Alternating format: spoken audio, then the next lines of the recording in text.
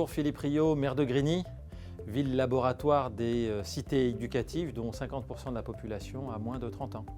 Bonjour, Fatna Bougoutaïa de l'association Sous tous les toits du monde, qui a été créée en 2001, qui travaille principalement sur la Grande Borne et aussi sur Grigny 2.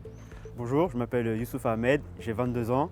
Je suis bénévole dans l'association Sous tous les toits du monde dans laquelle j'ai été service civique l'année dernière. Bonjour, je m'appelle Berkaoum Ama, j'ai 22 ans et je suis bénévole dans l'association Sous tous les toits du monde. La ville de Grigny a été un peu plus qu'associée à la cité éducative puisque nous en avons été le laboratoire. Bien évidemment, dans d'autres villes de France, de très belles pratiques se faisaient, mais nous avons conceptualisé la cité éducative à Grigny, puisque Vincent Léna, aujourd'hui coordinateur national des cités éducatives, était délégué du gouvernement à Grigny et nous avions comme sujet prioritaire du gouvernement, mais aussi de la ville, la question de l'éducation et de la scolarité, de la réussite scolaire des enfants. Donc c'est à partir de là que nous avons créé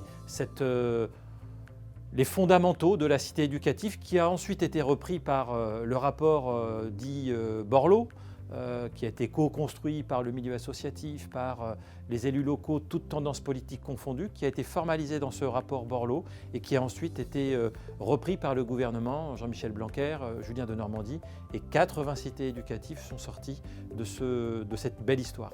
Nous avons choisi de faire partie des cités éducatives afin d'avoir plus de moyens, de visibilité et surtout de favoriser le lien entre les familles, les écoles et les associations. Le laboratoire de la cité éducative s'est matérialisé par une nouvelle confiance. En effet, il ne peut pas y avoir un écosystème qui permette la réussite sans qu'il n'y ait pas une nouvelle confiance de tous les acteurs éducatifs, des parents d'élèves.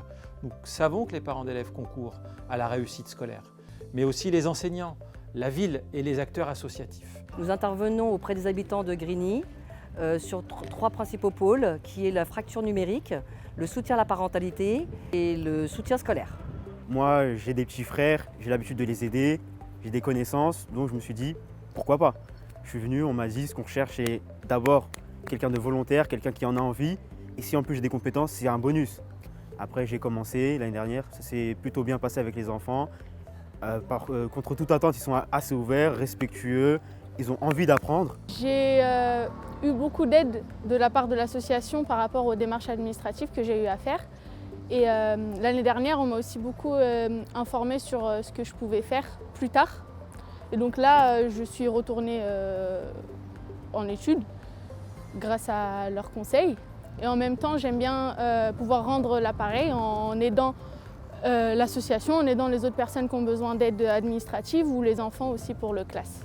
Et c'est bien tout ce monde adulte mobilisé, uni, vers une feuille de route en commun qui permet de créer cet écosystème favorable, cette ambiance, cette confiance nouvelle qui crée les conditions favorables à l'amélioration des résultats scolaires, mais plus largement à l'émancipation de nos jeunes et de nos enfants. Moi, ce que je veux démontrer aujourd'hui, c'est devenir enseignant, être utile au quartier dans lequel j'ai grandi et démontrer que notre profil n'a pas à complexer. On a un profil attractif, il faut s'en rendre compte et il faut l'accepter. Il faut le démontrer, c'est à nous de le faire et c'est ce que je veux entreprendre. C'est grâce à l'association que j'ai été orientée vers le domaine qui m'intéresse avec leurs conseils et j'aimerais pouvoir aider d'autres personnes qui ont besoin d'aide pour être orientées dans leurs futures études, leurs futurs métiers et être conseillées correctement en fonction de ce qu'ils recherchent. En bref, vous l'avez compris, notre volonté, c'est d'être au plus près des habitants.